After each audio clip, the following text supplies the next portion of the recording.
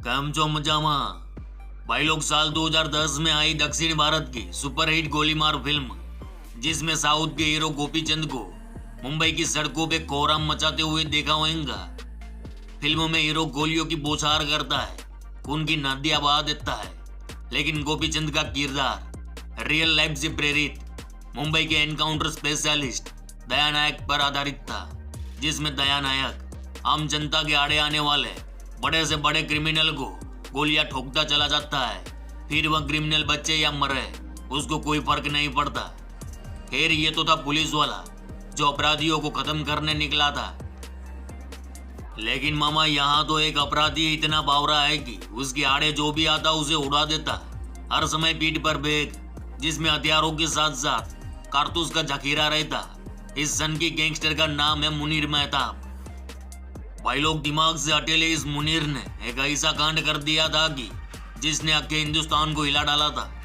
Police या नाम सुनकर बड़े बड़े तोपसिंह का पिछोड़ा लाल हो जाता है। जब कोई धीरे से बोल दे कि पुलिस, फिर तो बड़े बड़े भाईजान अंडरग्राउंड हो जाते हैं। लेकिन यहाँ तो एक गैंगस्टर ने डीएसपी को उसकी पत्नी समेत मौत के घाट उतार दिया था। उत्तर प्रदेश के बिजनौर में राष्ट्रीय जांच एजेंसी के डीएसपी रहे तंजिल अहमद को हथियारों ने गोलियां बरसाकर छल्ले कर दिया था। डीएसपी की बॉडी में गोलियों के 33 घाव थे, वही उनकी पत्नी के शरीर पर 6 घाव मिले थे। अत्याधुनिक हथियारों से गोलियां बरसाकर इस हत्याकांड को अंजाम दिया गया था। डीएसपी के बेटे शाहबाज और बेटी चिमनीस ने सीट के नीचे घुसकर जान बचाई थी। भाई लोग, पूरे हत्याकांड को महज 2 मिनट में अंजाम दिया गया था। साल 2016 में जब तंजिल अहमद हत्याकांड को अंजाम दिया गया तो उस वक्त इसकी जांच एनआईए ने भी की। प्रदेश के 3 आईजी इस जांच में जुट गए थे। शुरुआत में इस हत्याकांड को आतंकी कनेक्शन से जोड़कर देखा गया। हालांकि बाद में सहसपुर के ही रहने वाले मुनीर और उसके साथी रेयान समेत 5 लोगों को आरोपी बनाकर गिरफ्तार किया गया था। इसमें 3 को बरी कर दिया गया, जबकि रेयान और मुनीर को फांसी की सजा सुनाई गई थी। इस भयानक वारदात की पटकथा लिखी गई साल 2016 में। उस वक्त तंजिल अहमद यूपी के बिजनौर में राष्ट्रीय जांच एजेंसी एनआईए में बतौर डीएसपी थे। उनके काम करने के तौर तरीके अलग थे। बेबाक तंजिल अहमद से कई संगठन खूब खाते थे। तंजिल अहमद के बारे में कहा जाता है कि उन्होंने इंडियन मुजाहिदीन जैसे आतंकी संगठनों के बड़े नेटवर्क और गतिविधियों को लोगों के सामने लाकर खड़ा कर दिया था। रहमामा, तंजिल अहमद हत्याकांड के मुख्य आरोपी मुनीर और रेयान ने गिरफ्तारी के बाद कई बड़े बड़े खुलासे किए थे। इस हत्याकांड का मास्टरमाइंड खुद मुनीर था। इस हत्याकांड की जांच टीम में रहे अमित पाठक बताते हैं कि मुनीर ने अपने आपराधिक जीवन की शुरुआत अपने जिगरी यार आशुतोष मिश्रा के साथ की थी। छात्र गुटों में मामूली झगड़े करते करते वह बन गया एक खतरनाक साइको किलर। गिरफ्तारी के बाद जिस अंदाज में उसने टीम के सवालों के जवाब दिए तो उसके हाव भाव देख सभी दंग रह गए थे।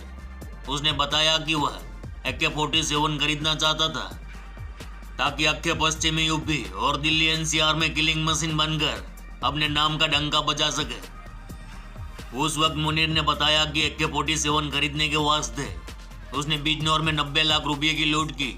इस बात की भनक तंजिल अहमद को लग गई और वह उसकी राह का रोड़ा बनता दिख रहा था, इसलिए तंजिल अहमद को ही मार दिया।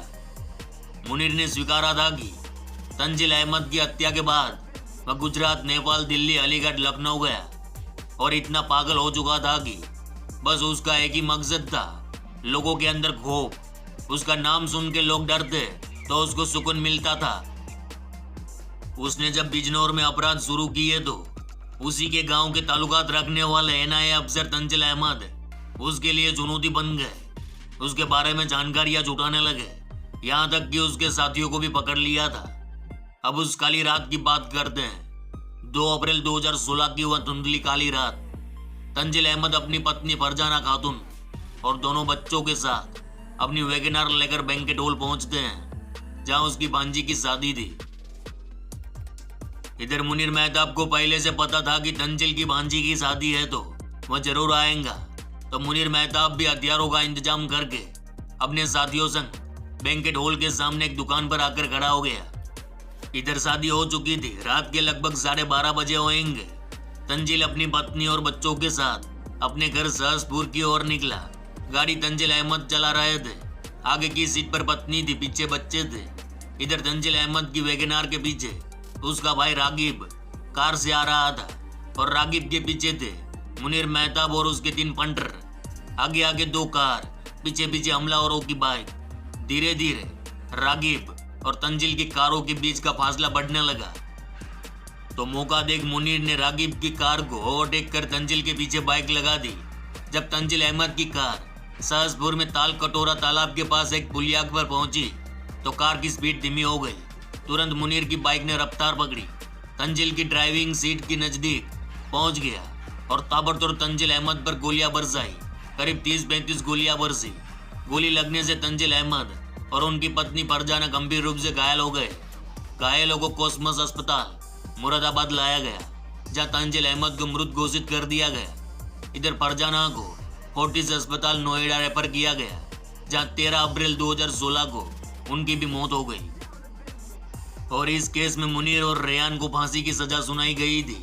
वैसे मुनीर के ऊपर ऑलरेडी 35 से ज्यादा संगीन मामले चल रहे थे और उसकी गैंग भी थी जिसका नाम था the killing machine gang. Munir Mehtab को फांसी की सजा सुनाने के बाद सोनभद्र जेल में रखा गया, जहां 18 नवंबर को उसकी तबीयत बिगड़ी। उसे BHU सर सुंदरलाल अस्पताल लाया गया, जहां डॉक्टरों ने बताया उसे न्यूरो और यूरिन में प्रॉब्लम थी और 19 नवंबर को उसकी मौत हो गई। तो भाई लोग, ये थी पूरी कहानी। चलो इस गुज्जू भाई का राम राम, मिलते हैं फिर।